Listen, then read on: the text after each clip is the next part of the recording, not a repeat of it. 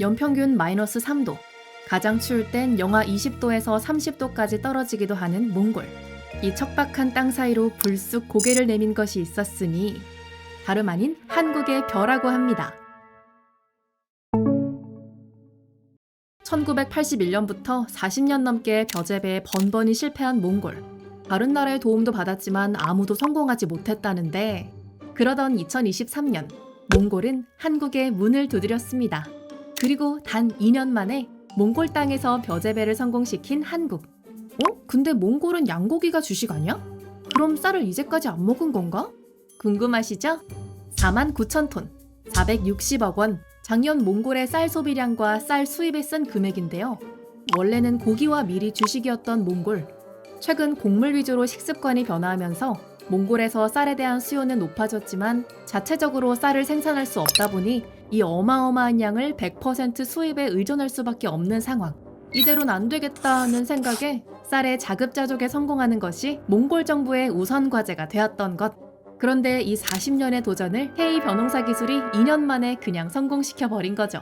이런 몽골의 소원을 다 이루어준 K 벼농사를 바탕으로 M 벼농사까지 탄생시킨 장본인을 스브스 뉴스가 만났습니다. 몽골센터 소장 오명규입니다. 연구직 공무원 31년 정도 하고 퇴직 후에 좀이라도 제가 젊었을 때 내가 필요한 곳에서 역할을 하고 싶어서 몽골 코페아 센터에 오게 되었습니다. 몽골에 도착해서 마주한 환경은 생각보다 더 척박했다고 해요.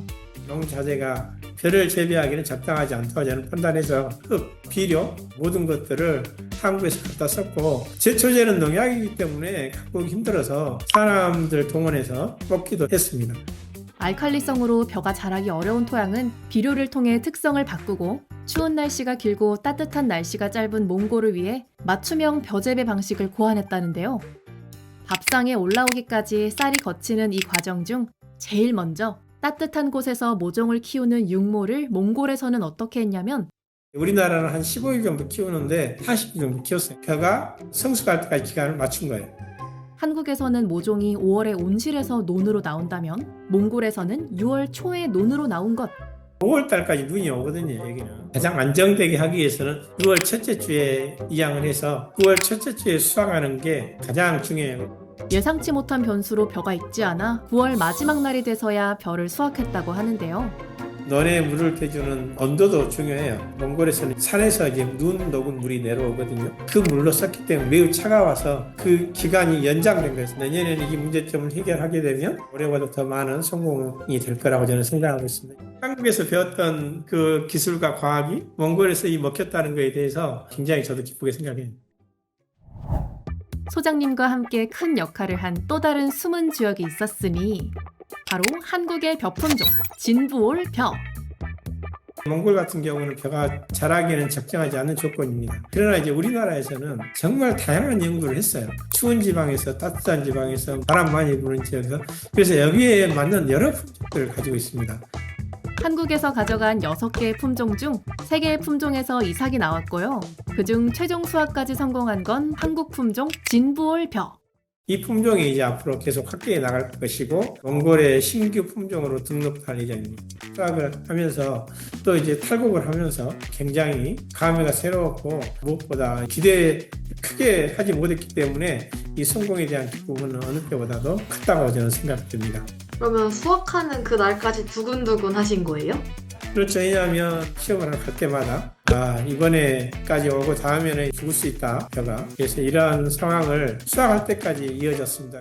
2024년 벼 재배를 1차적으로 실패했고 벼를 키우는 곳까지의 거리가 멀다 보니 걱정은 더 컸다고 해요. 울란바타르에서 1800km 떨어져 있었고요. 그리고 일주일에 비행기가 2번에서 3번밖에 없어요. 비행기를 타고 그 지역을 갔다가 거기에 다시 차를 갈아타고 5시간을 가야만 나오는 곳이라 현장까지 가서 조사하고 1년의 벼 재배 과정을 거친 것들이 매우 또 힘들기도 했습니다. 몽골의 대부분 지역이 벼에 맞는 지역이 없어서 그 먼 곳까지 가서 할 수밖에 없었어요. 이런 험난한 과정을 통해 성공한 몽골에서의 벼 재배. 그만큼 많은 사람들이 신기해하는데요. 보는 사람마다 축하한다는 이야기를 하고 그래서 제가 이제 그걸 왜 나한테 축하하냐 몽골이 축하받아야지 이런 이야기를 했습니다. 몽골에 사는 사람들한테는 절대 안 된다는 개념 속에 있었고 한국 사람들이 와서 농촌진흥청에 와서 했다는 것에 대해서 굉장히 뿌듯했어요. 현지 직원이 있는데 이걸 자기 딸한테 보여주고 싶다고 이삭을 따가지고 가는 그런 일들을 보면서 몽골에는 얼마나 그 기대했던 장목이었는지 알 수 있습니다. 괜히 제가 한 것도 아닌데 제가 뿌듯해요. 몽골 농업부에서도 갑자기 상을 준다고 오라고 그래서 저보다 같이 했던 우리 연구원 주는 게 더 좋습니다 했는데 둘 다 줬어요. 상 보여줄까요? 우와. 징기스칸 동상 그쪽에 동상을 세워주겠다는 농업부의 차관 이야기도 있는데 선임연구원, 몽골의 이제 통역원도 같이 했고 혼자는 절대 하지 않았습니다. 같이 했습니다. 내년에 목표하신 바가 있으시다면 무엇일까요? 사막 가운데에서 한국 물결이 이는 한국의 품종이 몽골의 국민들에게 쌀을 생산하는 역사적 공간으로 기억에 남도록 최선을 다하고 싶어요. 이번 영상을 만든 PD가 추천하는 영상도 보고 가세요. 스브스 뉴스의 다른 영상을 즐기시려면 구독 버튼을 꼭 눌러주세요.